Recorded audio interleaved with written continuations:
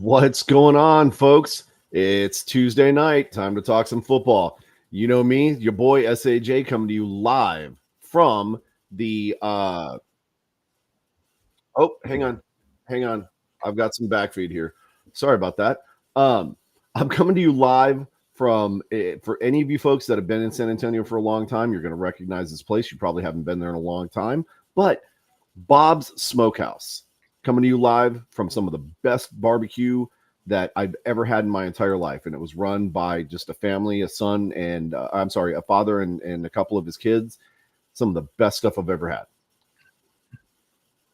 Brian, that's you now. Very nice. Very nice. Hey, everybody. I'm BD. Today I'm coming from the Simple Chinese Studios, little Chinese restaurant on North St. Mary's.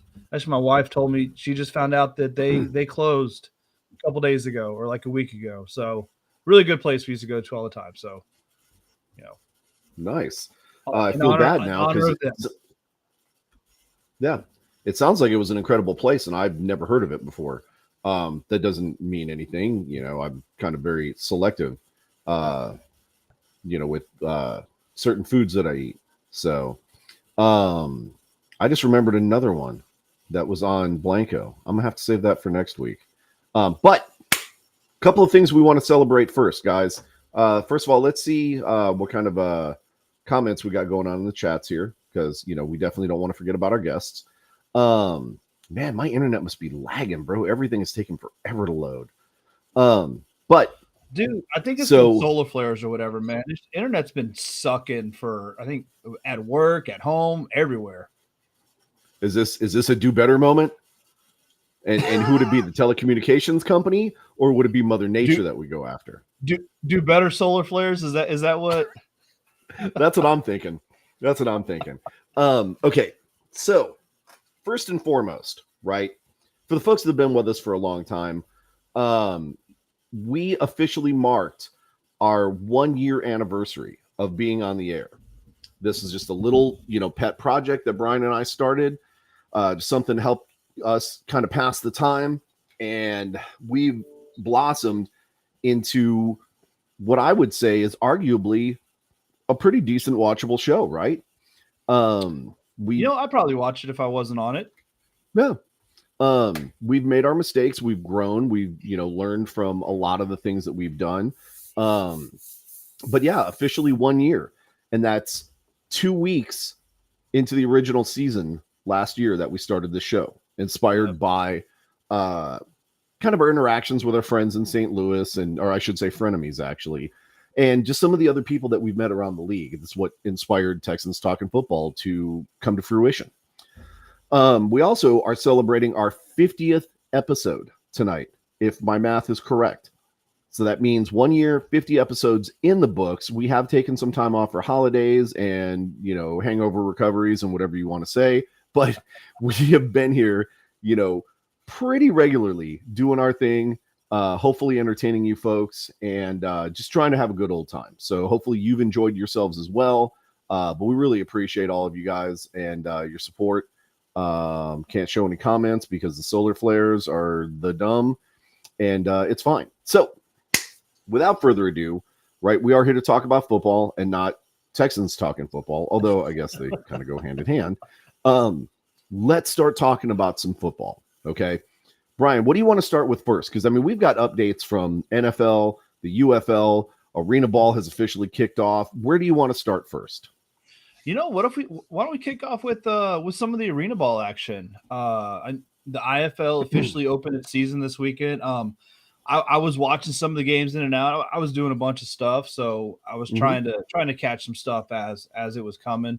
But I know, kind of in some of our chats, it with some of our arena people that we know that are way more in the know than we are. That Northern Arizona and Arizona game apparently was amazing. Like I said, I caught a little bit early in it. I didn't catch like the ending, which apparently was like the thing to catch. But oh yeah. So I actually was able to. So first of all, we're talking about our friends over at Pro Arena Talk. Pardon me, Sammy Sharp and the guys over there. Um, we, kind of met them along the way with this whole thing because we were talking about the San Antonio Gunslingers in the National Arena League, which then kind of developed into us covering the IFL and, all these other things because there's Texas teams there. So we, of course, we got to talk about it. But anyways, these guys, as Brian said, way more knowledgeable. They know way more stuff about this than we ever will. But in the chat, we were talking about it. This Arizona Rattlers Northern Arizona game started out, and it was just a little bit rough.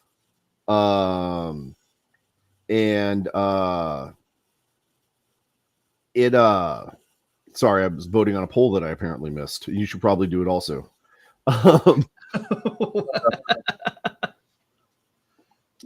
Again, it started out Northern. I mean, it was kind of a slow game. It started out really weird. There was a touchdown, but no extra point. And then somehow the extra point turned into a safety. And so it was like 6-2, something weird like that. Just really weird scores. And then Northern Arizona scored a touchdown and got the extra point. So it's 13. And then I guess Arizona scored. And so it went 9-13. And just kind of a weird, just slow progress. It wasn't really going anywhere with it, right? And then from out of nowhere, game went absolutely nuts, right? Arizona Rattlers in the second quarter went off for 28 points. Northern Arizona went off for 13, but it was not nearly the commanding lead like Arizona showed. It was almost like Arizona wasn't quite warmed up, wasn't quite ready for the game yet. And then after they got punched in the mouth a little bit, then they're like, okay, now let's play some football. And they proceeded to, and they held the lead for the rest of the game. Arizona Rattlers wound up winning that game 51-40. And it was an action-packed, exciting game. I mean, it was an incredible game to watch for a season opener, and especially with it being, home state division rivals like that. Woo, some good football, man. Good football. One game that I did not watch, but it's partly because Gilbert Brown is not involved with the team anymore, and that was Green Bay, right? Green Bay Blizzard played Massachusetts Pirates. They played in Green Bay. Massachusetts wound up winning that game 44-40. Close game, but it didn't sound like it was nearly as exciting as this other one. So I'm kind of glad I missed that one. And then those were the only two games, right? That's home opening weekend or opening day weekend. Those are the only two games that were on. There's a ton more this next coming up weekend. In fact, starting Friday. Yeah, I mean, there's two games on Friday. The Storm and then the Steam Wheelers, and then that's your team. Oilers. Yeah, best name in the league. Mm-hmm. And then Oilers, and then Frisco Fighters Friday night. So Frisco Fighters right behind us. That's right. Now, obviously, the team that's not going to be playing this weekend is our very own Gunslingers, because hey, why not have a bye week the very first week of the season? That makes sense. Yeah, why not? And there's another team that won't be playing. I just don't remember which one it is. 2, 4, 6, 8, 10, 12. And you've got 2, 4, 6, 8, 16. You've got 4 teams that are not playing. Yeah. So yeah, that's kind of weird. That's really kind of weird the way they laid out the schedule this year. But I'm wondering if a lot of it had to do with availability, and this was it had to kind of what lined up, right? So you just kind of run with what you got, you make it work. But yeah, there's going to be a ton of football this next weekend. If you're a fan of arena football, or you just kind of like checking it out or whatever, these are the games that you're going to want to watch. If you watch the broadcast presentation, hey, what's up, B-Hawk? What's up, Ball Hawk? Hey, yeah, I would like to point out he's been in Texas for what, 2 months now? He's already dropping y'all. Yep. So, well done, sir. Now, I hate to burst your bubble, but they use y'all in St. Louis. The weird thing, though, is that he's not actually a St. Louisian, but he's a Wisconsinite. Yeah. So I don't know how that's rubbing off. I've been here 43 years, and I still won't say the word. So that's just me. But again, right, bunch of cool football going on. If arena football is your thing, or you just want to watch it to start getting geared up for the UFL season, these are going to be some incredible games to watch this weekend. So we highly encourage you to tune that in. Now, we've talked about it before, right? Because of the craziness that is the NAL, North Texas Bulls have pulled themselves out of the league. And so we're not going to be covering the National Arena League this year. Unless something changes and they get in another Texas team or something like that, it's just going to be one of those things where there's no real point, because there's not going to have any influence on Texas whatsoever. That being the case, we can kick over to the American Indoor Football League, which is probably one of the smaller leagues. But they have some good football there. You've got 2, 4, 6, 8, 9 teams, which is actually bigger than the NAL.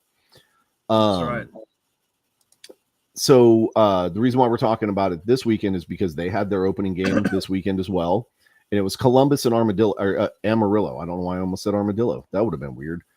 And it was not, looking back at the stats and everything, the box scores of the game, it was not an exciting game. So we didn't, honestly, I mean, I feel bad saying it, but it sounds like we didn't really miss much there.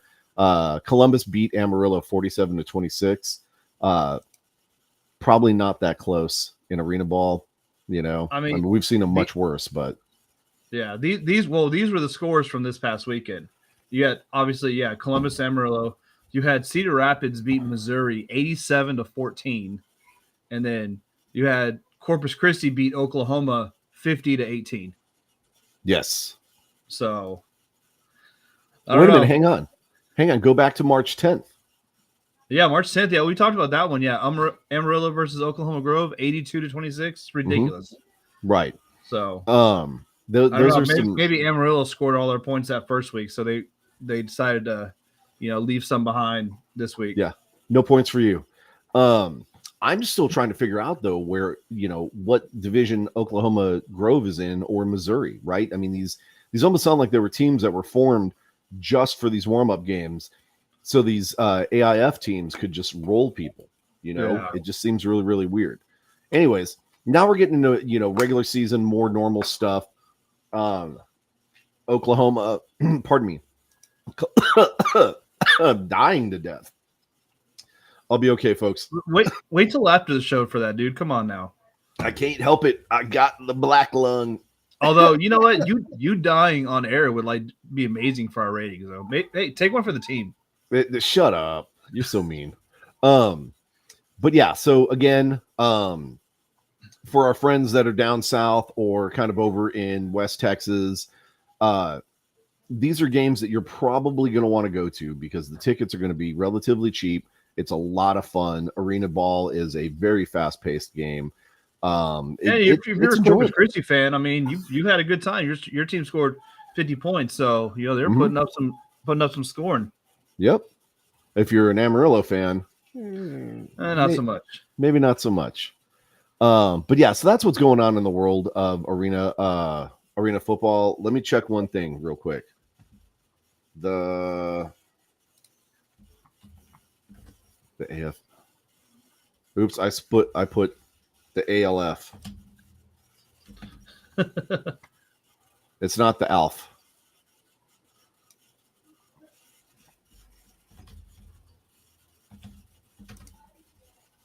Okay. Arena Football League schedule. Of course, the AFL. There's no schedule. They kick off middle of April, right? I believe it's the middle of April, but the problem is if you go to their website, their kickoff counter is already down to 0. Which they website is it? Kicked off. Because remember the AFL.com. No, it's their new website is the arenafootballusa.com. We talked about this a couple months ago.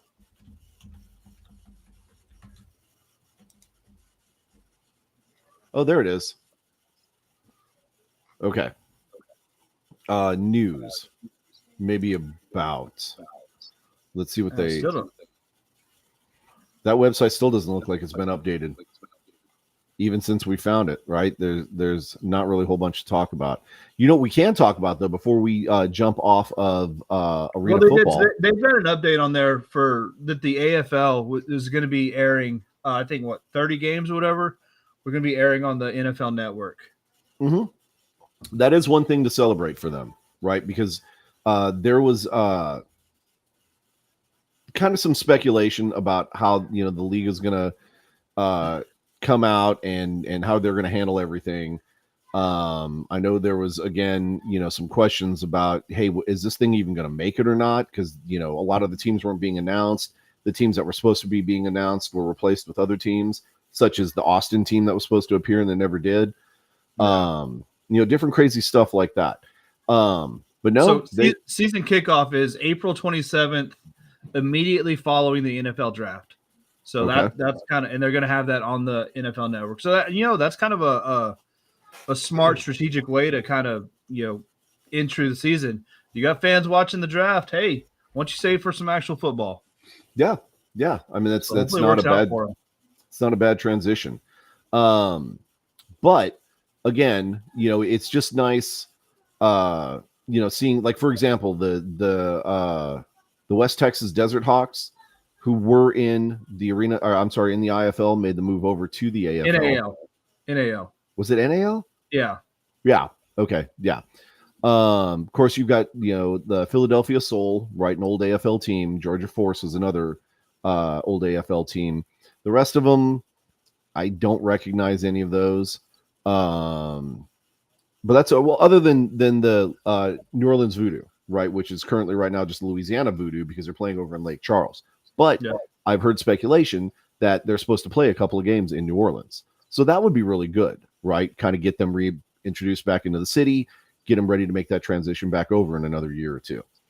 But other than that, right, there's no action really coming from them. And we won't see anything for a month and, you know, like a week and a half. So right. The one other thing that we can talk about that we really should talk about, right?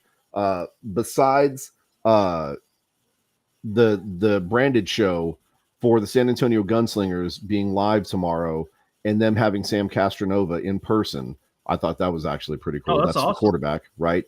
But they have really been making a push on social media and the IFL in general. Really, if anybody is you know, checking on social media at all, the IFL has just been coming out guns blazing, no pun intended, with just different information, you know, clips, updates, highlights, all kinds of stuff. They've been covering all of the San Antonio Gunslingers team workouts. I keep seeing updates like almost on a daily basis from these folks. Last year, when they were in the NAL, you never saw things like that. Not to that extent.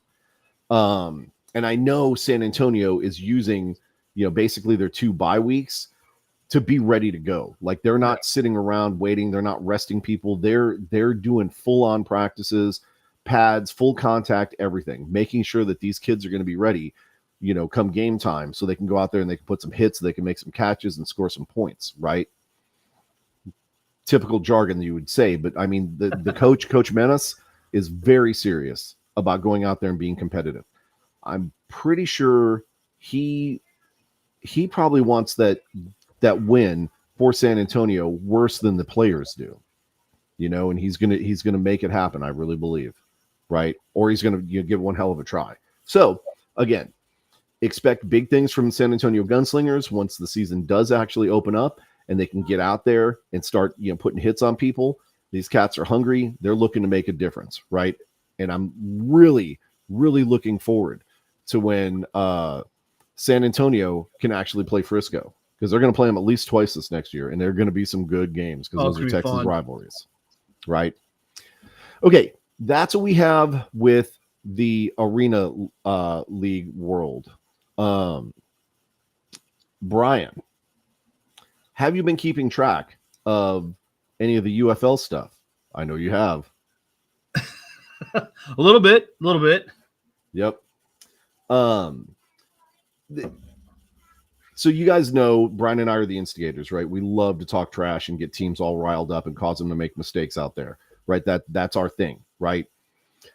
Well, we've been starting with the fans since God, 3-4 months ago already. Um, right. I can't say that long because the merger hadn't even been fully announced that long yet. But as soon as we knew who the teams were that were going to survive, we were poking the bear. Right. That's what we did with St. Louis. As soon as San Antonio was announced, we went and stirred them up, got their fans all fired up, and we did what we could, right, to bag on the team. But it just kind of didn't work out in their favor, man. That last stupid 4th and 15, right? That's what killed us. But if you do a search for UFL news, you'll see first and foremost that the XFL app has now been updated. I don't know if there was a UFL app or not prior to this, but everything has now. They just updated the XFL app and turned it into the UFL app. Okay. So. And it's got the new teams and all the information and all the good stuff there. Everything is going well. They're also talking a lot about like Sports Illustrated is kind of the primary news outlet for the UFL. And so they're doing a lot of preseason evaluations, if you will. And you kind of get a glimpse into what you can expect from some of the teams. For example, they did an evaluation of the Arlington Renegades, and it sounds like they're going to be some pretty stiff competition, man. Marquette King is basically a huge addition to the Renegades. He's going to make a huge difference on their defense. Their return game is, projected to be a very big factor in some of these games, and their kicking game is going to be on point. Now, they don't talk about the offense really, so that could potentially be their Achilles heel, right? I would not think that would be the case with Luis Perez, but maybe he's just not connecting with the receivers, or maybe there just wasn't anything noteworthy to talk about from practice. I don't know why they excluded, the offensive side of the ball, and instead, decided to highlight defense and special teams. Who knows? Maybe they're just that vastly improved from last year. But again, right, there's a bunch of stuff on the SI website about the UFL, and kind of player well, not really necessarily player evaluations, but more team evaluations. And Arlington's looking to be strong.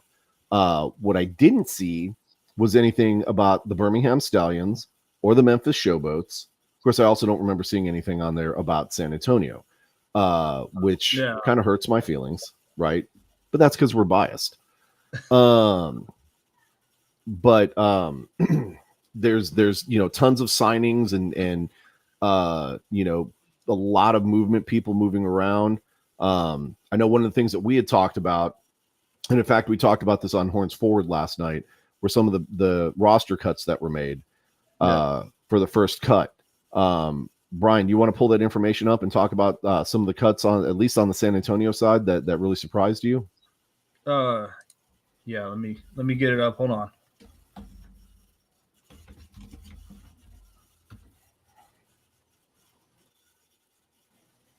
Let's see if I can bring it up. Of course, it went to the wrong.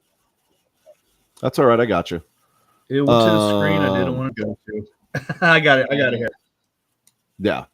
So we know, anybody that's following knows that Amendola has been cut over Donald De La Haye, which, if you want to dive into that, we can. But, just to kind of save a little bit of time, De La Haye definitely earned his spot. He beat out Amendola. And then it just happens to be a bonus for San Antonio and the UFL that De La Haye has this 5 million subscriber following. Maybe some of them will actually become football fans and not just De La Haye fans, right? Your guy. My guy? Drew Beasley? Beasley, yeah. Yeah. And, I think we talked about this a little bit last week, but that was, Beasley was obviously a surprising cut. As big as he was for the defense last year, as important as he was and as much, havoc as he caused in for offenses, it was a shock to see his name on the cut list. And really, it sucks that he's not there just because of how loved he was as a player. But as fans, we have to look at it and say, well, he got beat out by somebody better. As good as he was, he got beat out by somebody who was better. So that just says just how good our defense is going to be now. Just even better than it was last year, which we all expected that with where the defense was last year and with Phillips coming and taking over. Obviously being massive, defensive minded coach, for 1,000 years in the NFL and all around football. So true. It's of course our defense is gonna be better. So I'm really excited for what the defense is gonna bring. It's gonna suck not seeing Beasley out there because he was just so fun to watch. But defense is gonna be amazing. Two other notable, one notable, one probably not even noteworthy. Vernon Scott was cut, right? That was kind of a little bit surprising.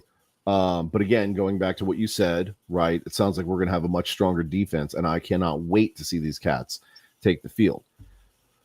The one that is probably not noteworthy necessarily is Cade Warner was cut.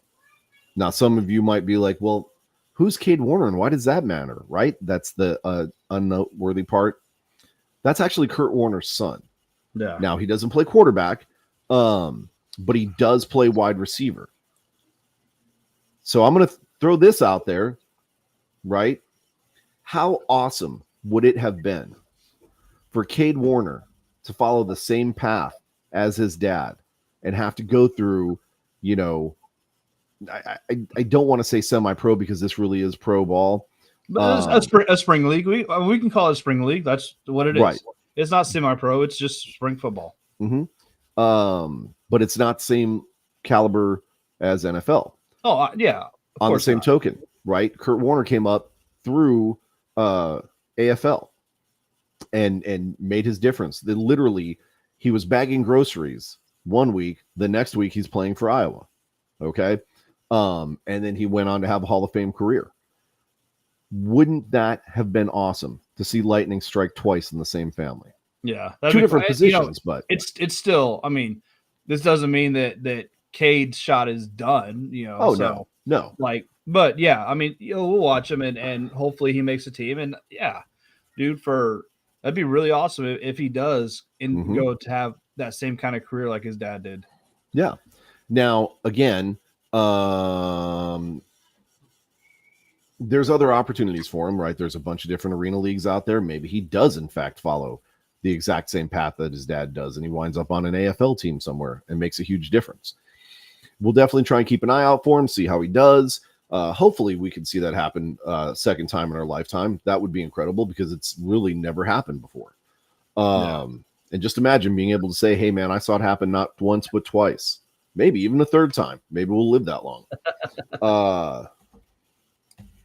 So trying to find those were kind of the notable releases for the Brahmas and stuff. And I think the final cut list is the 23rd. So we've got 4 days until the final rosters are set. So I'm actually looking it up right now. I just looked at it. It's Saturday, March 23rd. So we're going to go from 58 down to 50. So there's 8 more players that are going to get released. So So it's going to be really surprising to see what players don't make the cut. If we've whittled, however many hundreds of talented young men down to 58 times 8. And then now we're going to be cutting, another 64. Is that right? We're doing math. I don't want to do math. Let's change that subject. But anyways, you're going to be losing another 8 from each team, right? Yeah. That's going to be really interesting to see what names wind up getting cut and kind of where they wind up. So keep your eyes out because in another week, you said Saturday. Saturday. This Saturday. Right? Saturday we'll know the final teams. So and then the week after we will be actually watching football. So, Yes, absolutely. hey, Dude, I'm ready. I'm so excited. speaking of which, correct me if I'm wrong, but aren't you taking a trip somewhere this next week? I am. I am. Okay. You don't have to say where, but you better do what I asked you to do. Okay. I'll pay you when you get back, or I'll pay you before you go, but you better do it. That's all I'm going to say. I think for legal purposes, I don't. We can't talk about it in Texas. There's certain things that Texas doesn't allow you to do with certain sporting events, and who may win stuff. But let's just say the place that I'm going to is a lot cooler about stuff like that. Be a lot cooler if you did, man. Hey, real quick, I don't know you got any sports betting. Be a lot cooler if you did. Dude, you should make a meme about that. Real quick, I did not get a chance to put it up yet, but B-Hawk, if you're still watching, I got you, baby. Nice. I got you. Haven't forgotten about you. I need to put that up, though. Man, I cannot see. Is there anything going on in the chat at all? Because I cannot get it to load. No, it's Bobby, just hot trash. Bobby Otton, he commented a few things. Let me see. Reference AFL doesn't have a website on or schedule on the website, but he did say that the Louisiana Voodoo are just going to be playing in Lake Charles. Okay. And then he agreed with you. IFL Social has been fantastic. Yeah. So okay. Awesome stuff. So yeah, Brian, you're in charge of the questions and comments and stuff today. Normally I try and do that and give you a chance to talk, because otherwise I'll just talk the whole time. That just means you're going to talk the whole time today? I'm just going to talk the whole time. Just enjoy your water. I'll just interrupt you with pop-ups. Perfect. So again, yeah, this Saturday, final cuts are coming. We'll have our final rosters, and then the next week will be opening weekend. We're going to see what's going on with that. I, along with several of the other fans around the league, well, I shouldn't say several of the other fans around the league. We originally had a plan to go to Arlington and be there for the home opener, right? Because that's the XFL champions going up against the USFL champions. I still intend to go, but some of our counterparts from some of the other podcasts around the league are not actually going to be there. And the reason why they're not actually going to be there is because their fan base has kind of guilted them into going with the team, because that podcast has talked about how that fan base does not travel well at all. You might get 5 or 6 people from their fan base going outside of their home city and checking out the games. Now everybody's kind of finally responding to that and rallying around it and saying we're going to travel. And so we'll see. We'll see if they can travel like San Antonio does. We had well in excess of 100 people at the Arlington game, and you can go watch the game yourself and you can hear how loud 100 people were compared to the 15,000 louder than the 10,000 that were there for Arlington. So absolutely insane. San Antonio travels very well, and we're going to show up and show out this year just like we did last year. And in fact, we're taking it to Memphis is one of the places that we're going. DC is another place that we're going. We're going to be going to St. Louis. We're going to be going to Houston. Maybe. Are we playing? I don't know if we're playing Houston. I think Houston we're playing in Houston. Okay. Well, we're definitely going to Houston. We're going to Arlington. Like, we're going to be going everywhere the team goes, right? And we're going to show up and we're going to celebrate and we're going to cheer our team on. So be ready for us, right? The rest of the fan bases, be ready, right? And especially when you come to San Antonio, don't think you're going to come here and you're going to drown us out. It's impossible. Not going to happen. Nope. Okay. Now, really super excited because, again, we're still planning on going to Arlington, and we're definitely going to be here in San Antonio for our home opener. The rules, of course, we talked about this on Horns Forward last night. The rules have changed a little bit for our tailgating. San Antonio, known, world famous for our tailgating because we know how to do it right. Well, apparently City Council didn't like that too much, and they've now choked us back from 4 hours before game time to 2 hours. I'm sorry, 4 hours before doors open. To 2 hours before doors open. So we're only going to get, at best, 2.5 hours of tailgating time. Because again, you've got to set up, you've got to tear down, you got to do all that stuff. So that just means we got to fit 5.5 hours of partying into 2.5. So you know what? We'll do it. With a little bit of Everclear, anything is possible. I'm just saying. Okay. But if you are in the San Antonio area and you're coming to watch the San Antonio Brahmas play, make sure you come and check us out. We'll be at the Horns Forward tailgate section. Of course, we're representing Horns Forward. We're also going to represent Texans Talking Football because that's what we do. But it's going to be a huge thing. Our friends over at Horns Forward specifically Jackie, has started coordinating with some of the other groups who are kind of putting stuff on. And we're actually going to have a map that's going to be coming out, and it's going to be showing you where each group is, like the Brahmas World Order, our section, of course, the Brahma Mamas, all these different things, right? And so this is a collaborative effort between Jackie and God, what the heck is her name? Just everybody, really. I mean, yeah, there's several people that are involved. Yeah. So I just want to try and give credit where credit is due, and I just can't remember for the life of me who all is involved with all this. Oh, Desiree, RC. God, there's so many more I can't even remember. But anyways, point being, right, keep your eyes posted on Horns Forward or here on Texans Talking Football. As soon as that map is available, we'll send it out to everybody. We'll let you know where we're all going to be. Come by and say hi to all of us, right? Captain Brahma is going to be running around there. The Mariachi of San Antonio, of course, will be there. 210 Brahmasita. DJ might actually show up if they let him get out of the Alamo basement, once his shift is done there. All kinds of good stuff, right? And I'm sure Dirty Toro is going to be running around somewhere harassing people and yelling skull the whole time. And, it is what it is. But yeah, it's going to be a great time. So make sure that you're there. Okay. And if you don't have your tickets yet, make sure you reach out to our friends, James Carr and Company. They can get you some really great seats at really good prices.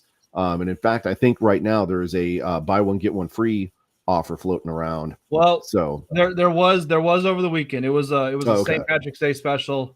It expired on this past Sunday. Dang it. So okay. Well, if you missed it, I'm sorry. But still reach out to them anyways. I'm sure they can, get something going for you, get you some good seats at a good price. And as Moose Johnson said, give them a try. One game, give them a try. And I guarantee you that you're going to fall in love with it. Now, again, until those cuts are made, there really isn't too much more to talk about. I know I'm sitting on pins and needles trying to figure out who's going to make the cut, who's not. Our friend De La Haye obviously has made the cut. I'm very, very interested to see some game footage from him. But if you watch any of his videos that he's been putting out from training camp and everything, the kid should be able to handle himself. Now, I've said it in the past. I've questioned it. Is he going to be able to handle himself in game time situations?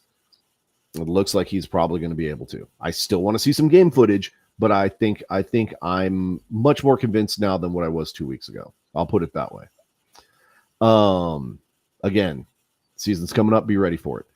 I think that's about all we have to talk about with the UFL. So I think so. Yeah. I mean, we'll have next week. We'll have more once the final rosters are completed. So. Mm-hmm. So NFL free agency season. It has been a tumultuous mess. Let's call it for what it is, right? It has been absolutely crazy. Heck, the Packers even made moves, right? And I know you guys love when I talk about the Packers. Go Pack, go, baby. But we even made moves, and we don't make moves for free agents. We absolutely do not, right? But we've made moves. Brian, what moves have the Cowboys made? I mean, they've lost a bunch of guys. Does that count? Let's see, we lost our center, Beatids. I don't know if I said his name right. And then we lost Tyron Smith, which is that's two big pieces of the offensive line gone, which I think more than anything, that's gonna, if the team doesn't find some people to fill some quality people to fill those holes, that's going to be a really big loss. I mean, Cowboys signed a long snapper and re-signed a Uncle Rico Dowdle. So, hey, maybe he's our running back number one. Who knows? I don't know what the hell Jerry's doing. Yeah, So who knows? One thing that I found that was very interesting uh was that you guys let Gallup go. Now I understand he's not the player that he used to be. I'm surprised it didn't happen sooner. I'm actually surprised he wasn't traded last season. Wide receiver was not a spot that the Cowboys had any lack of skill in. I liked watching Gallup. He was good. He kind of had some injuries and stuff that challenged him. Yeah. I think it was just kind of one of those. It sucks, but it is what it is, kind of deal. Just kind of odd man out, really. So I could definitely see that, but the thing that surprised me about letting him go was losing that veteran leadership potential, because he's been there for a while, right? And so maybe he's not producing. I think it's 3-4 years is it. Yeah. I'll tell you, the veteran leadership that we're probably, like you said, well, one with the, Tyron Smith is going to, I forget how long he played with Cowboys, but it was for freaking ever. And then Leighton Vander Esch, I know he's been hurt for a lot of his career.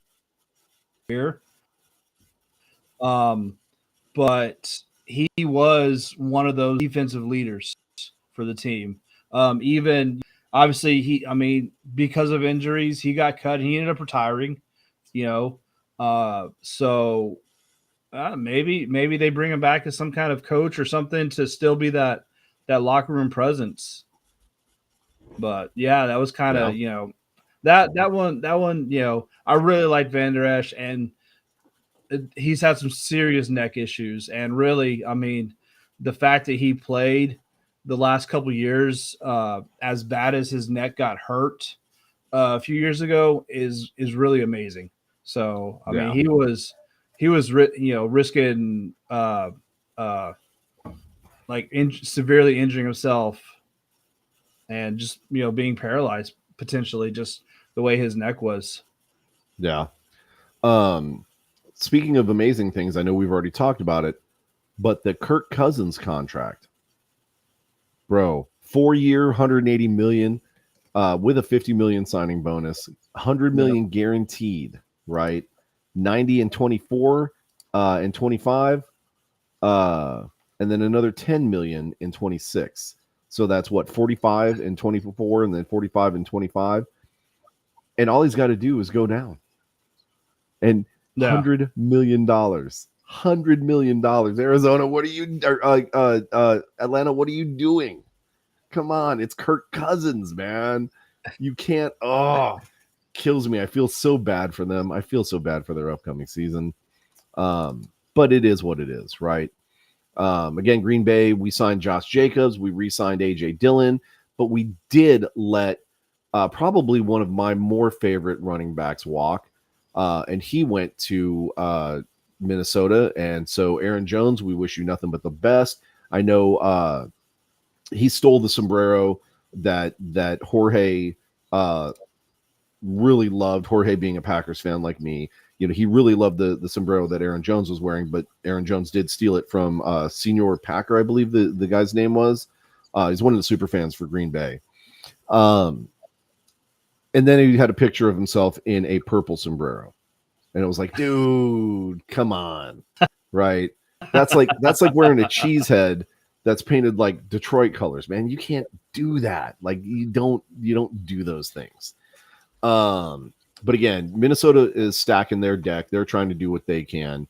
Chicago has made some serious moves, including picking up Keenan Allen, right, from the Chargers. Yeah, they just traded Keenan Allen, and they traded away Justin Fields. So yeah, there, I know we were talking about that last year, whether he was going to stay, and I think we all pretty much agree that his time in Chicago was done. I'm really surprised that he got traded to Pittsburgh. So, him and Russell Wilson kind of, Russell Wilson probably went out that battle for the number one spot, but that's gonna be kind of interesting. But will he though? But I think so, because I don't think Justin Fields is a good quarterback. So Russell Wilson isn't great anymore, but I still think he's better than Fields. As the meme said, right? Pittsburgh traded up to get a 1989 Land Rover Discovery with 180,000 miles on it. Okay. Yeah. I don't. I'm surprised. Did you see what they gave up for Fields? What Chicago got? No. What did they get out of the deal? What do you think? What pick do you think they would have got? What round? Well, it's Chicago, so I know that they definitely had a fairly high pick in the first round. So I'm thinking they probably gave up a first round. Or no, they wouldn't have given up. They would have gained. Yeah, they would have gained. Yeah, maybe a second rounder. You think a second round pick for Justin Fields? I would say. I mean, he is not a very good quarterback, but he was a first rounder. 2, 3, maybe 4. No, they got a 6th round pick for Justin Fields. 6th round. Oh my God! Pittsburgh gave up for Fields. That's like buying that bootleg 99-cent Walmart DVD at the bottom of the bin, dude. That's what you just said. Justin Fields is worth, Pittsburgh. Like, really?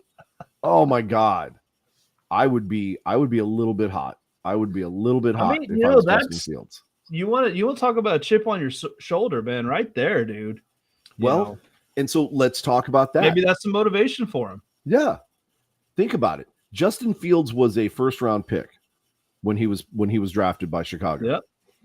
And of course they were bad. And not just first round. He was like top 3, 4, 5, I believe. Mm-hmm. Right, but that's because Chicago's been so bad for so long. Yeah. You spend a first round, very high draft pick on Justin Fields, only to then trade him away, 3 years later for a 6th round pick?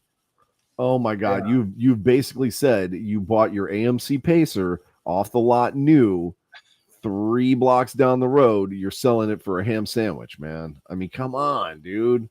That's ridiculous, man. So yeah, Justin Fields should have a chip on his shoulder. He should be going into Pittsburgh looking to destroy everybody and prove everybody wrong. And I would not be surprised if he actually comes out and does something. Again, we've talked about it before on here.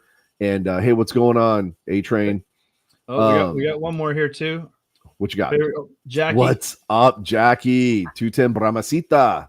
Watching Zip draw, Brahma babe. Yep. Oh yeah. Very, very entertaining. Zip always puts on a good show. But so you have this potential, quarterback controversy brewing in Pittsburgh, right? Who's going to get it? I don't know, controversy, competition. Well, let's call it a competition. Competition. Let's go with neither competition. One of them has won the job, so right. But if I were a betting man, wink, wink, nod, nod, I would be putting my money on Justin Fields, and here's why. Well, I mean, I guess depends on how the coaching staff and everything is over there. But I would put my money on Justin Fields, A, because he's younger, A, because he probably has the most potential to be able to grow and change. It is a new system for him, so he potentially has an opportunity to fit in quite well there. We just don't know. He's also not Russell Wilson, who's on towards the back end of his career. This is true, yeah. So Russell Wilson may wind up being the backup. And in that situation, would it not be a bad idea to have a veteran like Russell Wilson to kind of back up your number one QB and help kind of coach him better for the game, right? I do think no matter who gets the starting gig, whether it's Wilson or Fields, Fields is going to learn a lot from Wilson. Just to how to be a quarterback, how to be, successful. So I really think this is a good thing for Fields. And it was probably not even probably, it was a good idea for him to get out of Chicago. He wasn't going anywhere there just because of the team, because of everything. Mm-hmm. This gives him a chance to grow and to be a better player. Yeah. So I have high hopes for Justin Fields. I don't want to say he hasn't gotten, the fair shot that he deserves, because I mean, he's an NFL quarterback. He has to earn it just like everybody else.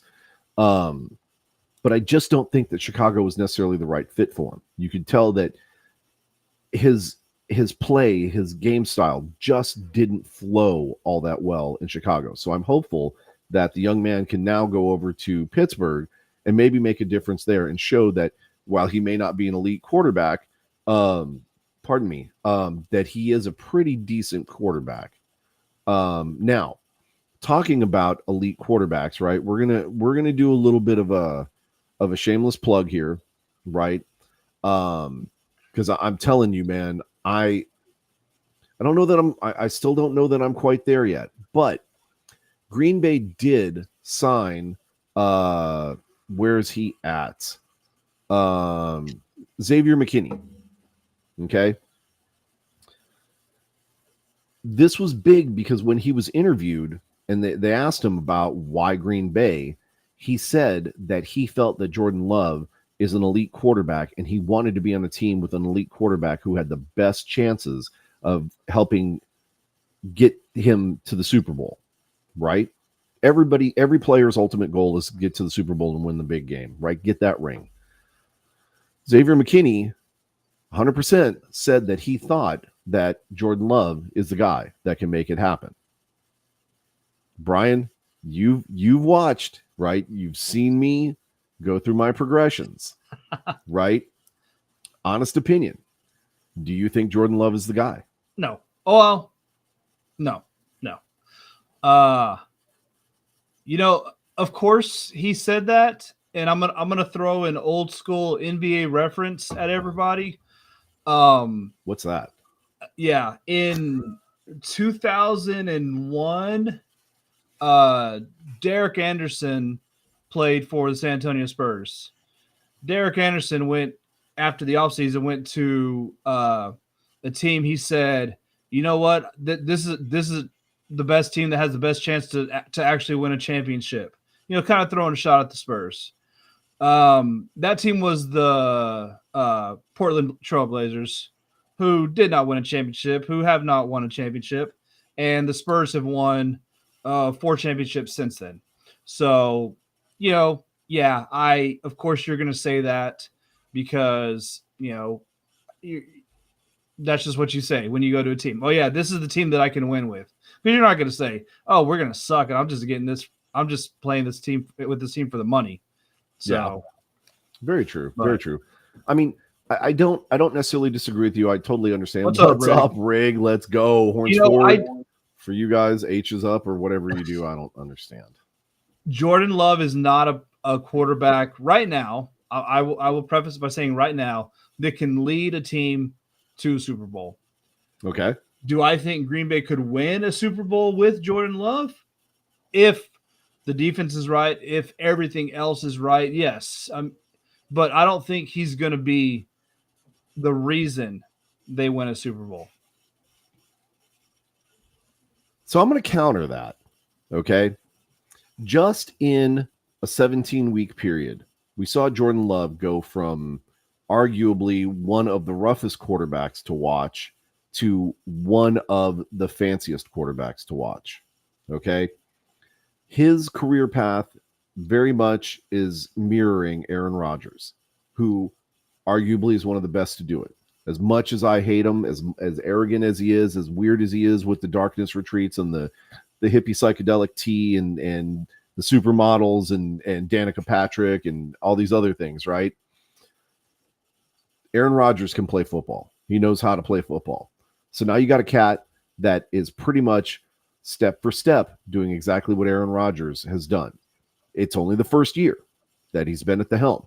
So can't really speculate. I mean, I can speculate all I want, but there's no facts behind it. There's nothing to really back it up. So I'm going to be cautiously optimistic and say, well, I don't think that Jordan Love is necessarily the guy. I think he's probably 2 steps closer to being the guy, right? And I think in a football situation, I mean, we saw what happened, Green Bay versus Dallas, right? Not to pick open scabs. and cause more bleeding and everything. But we saw what happened when you had a team that was firing on all cylinders. Green Bay owned that game, start to finish. Well, Okay. Yeah, I mean, definitely, yeah, Green Bay, but you didn't win that game because of Jordan Love.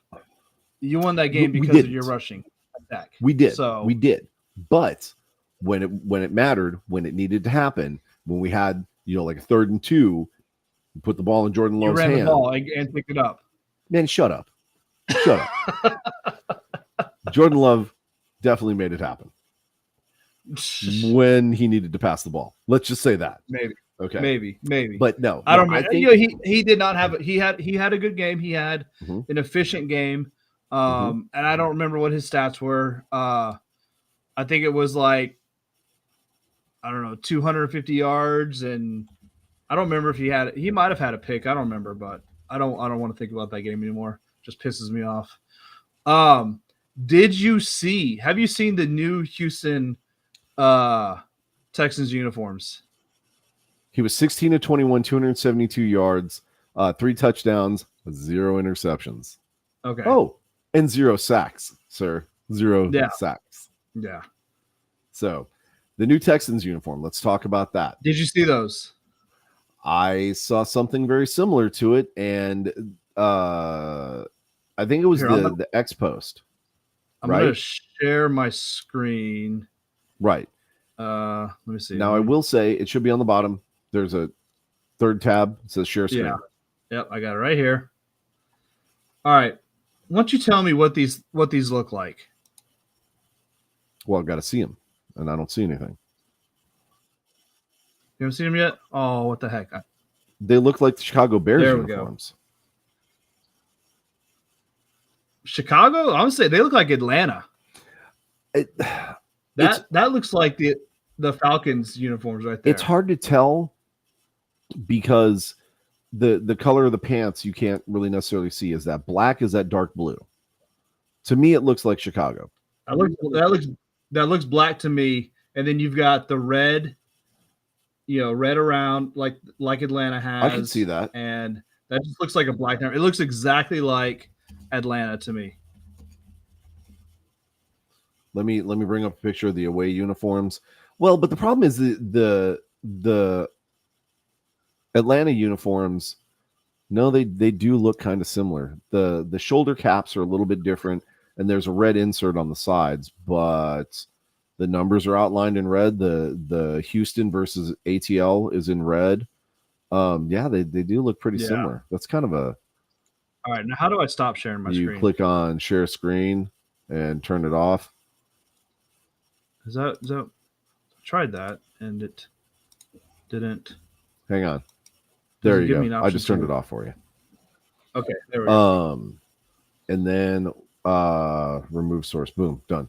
I mean that is kind of weird. I do like the fact that they're doing the whole H's up thing, right? Shout out to our Roughnecks fans. I don't know who started it first.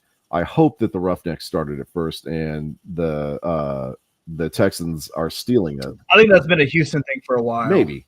Who knows? I don't live there. I mean, nobody cares about Houston. Ouch. Anyway, so. We care about some people in Houston, but maybe not the city. We do. We like some people. Right. Maybe not the city so much. But Houston as a whole, nobody cares about Houston.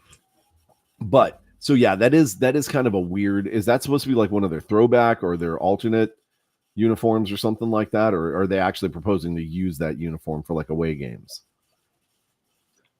I just closed the link. I just saw that it was like their new uniform. I imagine it's probably a alternate. I would hope so. Would hope they're not going to that full time. Well, so I mean, if they do, it's their choice. It's on them. We'll just call them, Atlanta Junior or something. So, but yeah, free agency is probably still going on for a little while. But I think all the major. God, I would hope so, because the Cowboys haven't done a damn thing. Well, and who knows? Maybe they will. NFL free agents left. Okay. Some of the free agents that are. I pulled something up. There was like the top 100 free. Let me see. Yeah. There's still Stephon Gilmore, which he played for the Cowboys. They better resign him because he was big for them. Jadeveon Clowney, Trent Mm-hmm. Brown. That might be a good pickup. Hopefully, be a good pickup for the Cowboys. Because of the O-line players they've lost. Mm-hmm. Julian Blackman, Which Mekhi would be Becton. huge. Yeah. So Odell Beckham Jr. I don't. He was hit or miss for Baltimore. He either have like 2 touchdowns a game or he'd have 10 yards. yeah, You got and Tyler Boyd, Terrell Dodson, Steven Nelson. I think the unknown of Odell Beckham is what's keeping him back, right? People want to sign the high-ranking, high-producing Odell Beckham. The problem is they want to sign the Giants Odell Beckham that was like made this catch here. They want to sign that guy. Yeah. That guy ain't there no more. Right. Yep. He may be able to show a flash for one play, but he is not. Obviously, he's 31 now. Mm-hmm. He's not that player anymore. So yeah, this is surprising, and I would not be surprised if the Cowboys didn't make a play for this guy. But it looks like David Bakhtiari is still available, right? No, he signed with somebody. He signed with who was it? Pardon me. Thank you. According to CBS, as of 4 hours ago, he's still available. I thought he was going to sign with Arizona. Maybe. There's some other. New Orleans has an offensive guard that's available, supposedly. There's a center that's available. Right there are some options out there if the Cowboys were to decide to actually make a move. But it's going to be up to Jerry and company to do something to try and recapture that glory that was the Cowboys.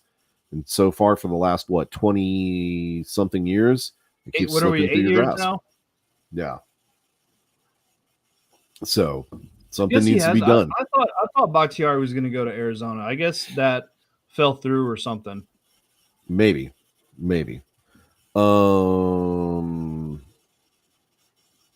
Top 20 remaining. No, he had to have gone somewhere. Because no, he is still available.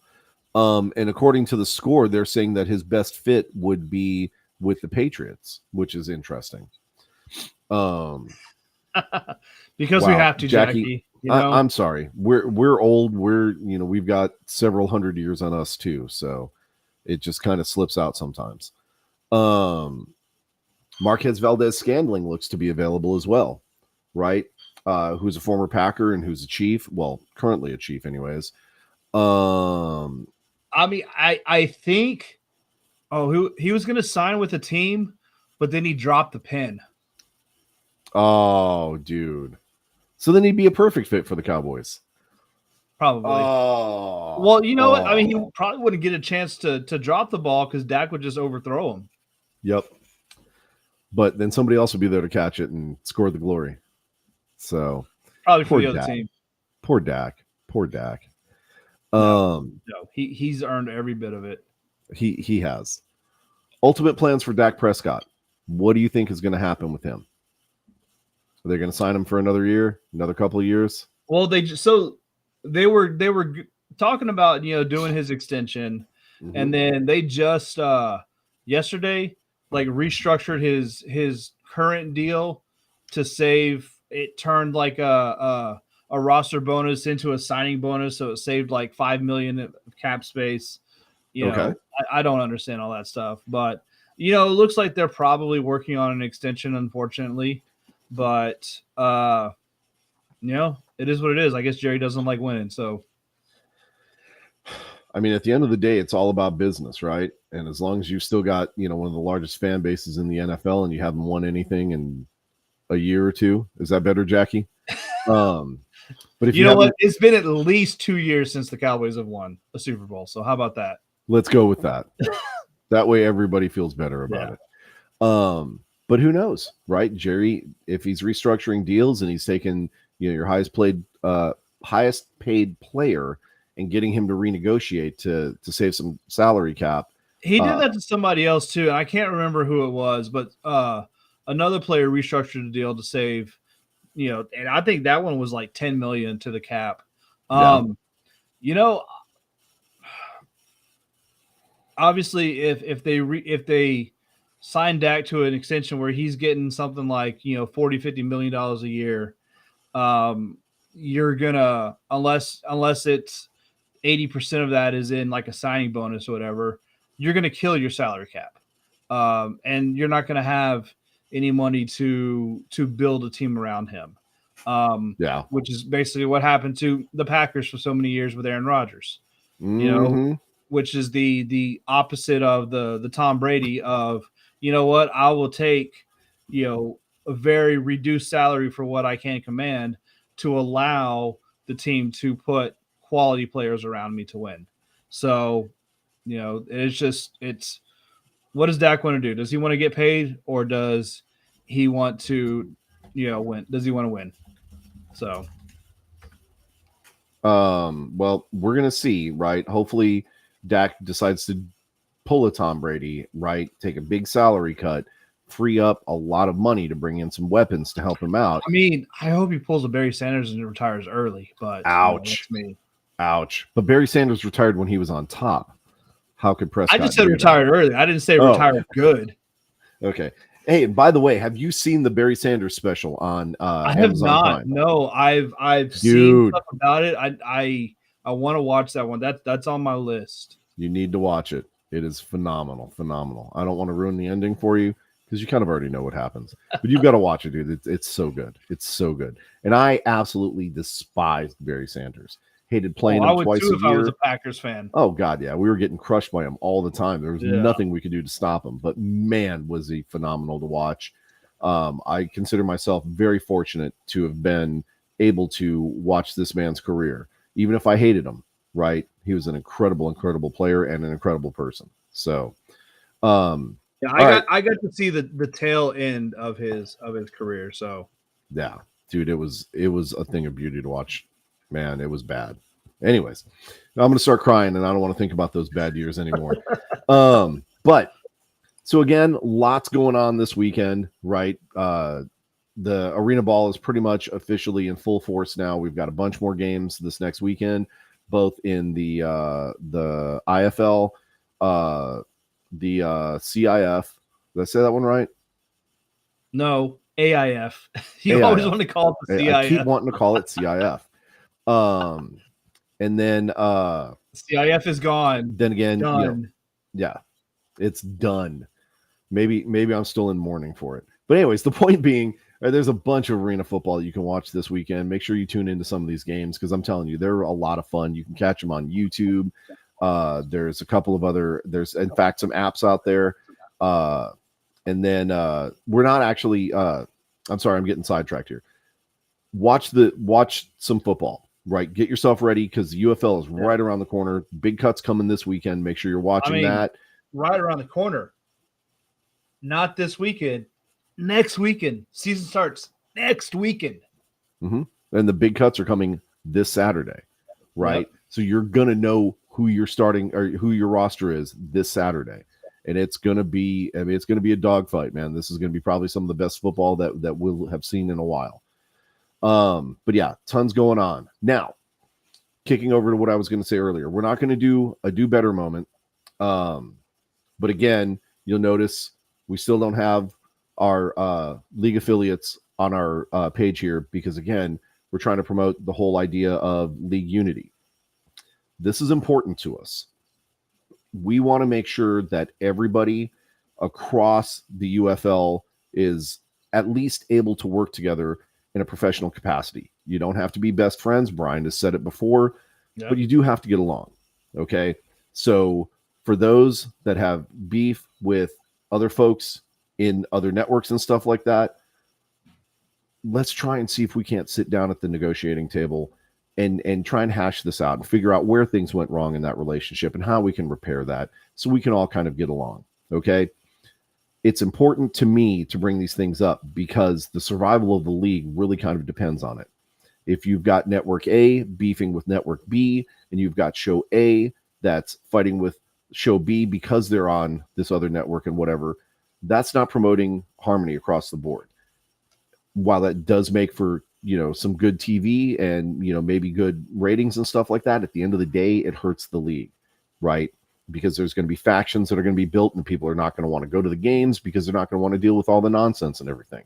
Yeah. So that being the case, let's try and squash that, and let's come together and support the league as a whole so that it does stick around. Okay. The league executives have hinted towards, potential moves, potential growth if this season does what it's planned to do, which is make a good amount of money. Okay. Let's make sure we're doing our part as a fan base to support that and support each other's, fan bases, even if we're, taking, shots at each other, barbs, whatever. At the end of the day, promoting the league as a whole, that needs to happen. Okay. Yep. And this is a little bit self-serving. I don't feel bad saying that, but San Antonio needs this to happen because this is what we're going to have for football. And we want it to be around for a long time. So everybody else, let's make sure that we're getting along, because I don't want to lose my team, right? If we lose our team, that's pretty much it. We're done. Okay. We don't really have anything else to fall back on other than arena football, which, no disrespect to arena football, but it's not football. It's arena football. It's a whole different game. Okay. So let's come together. Let's make this happen. Let's stop wasting energy on talking about our issues with A, B, or C. Let's start focusing on the things that bring us together, which is the love of the game. Focus on football, which starts in just over a week. So, yep. Okay. So that's my PSA. Stop being childish. Let's go watch some football. There you go. Okay. Again, thank you folks so much. Episode 50 is now officially in the books. Year 1 is down. We have so much more coming up, right? Make sure that you're tuning into us, tune into our friends and us over at the Horns Forward podcast, right?